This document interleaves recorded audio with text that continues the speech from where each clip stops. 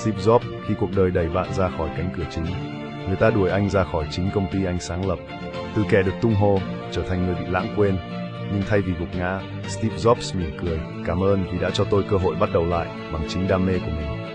Đó không phải là thất bại, đó là khoảnh khắc một huyền thoại được tái sinh. Khi mọi thứ sụp đổ, anh không trốn chạy. Anh khởi nghiệp lại với hai bàn tay trắng, cùng niềm tin không thể bẻ gãy. Nhiều năm sau, chính Apple, công ty từng ruồng bỏ anh, đã phải mời anh trở về. Và từ lần trở lại đó, thế giới chứng kiến một kỷ nguyên mới.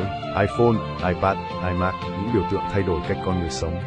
Jobs từng nói, bạn không thể kết nối các dấu chấm khi nhìn về phía trước.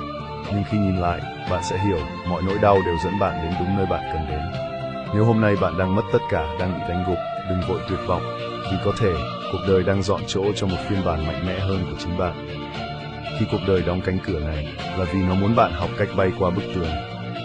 Ren Aizu Việt Nam, nơi thắp lại ngọn lửa trong bạn.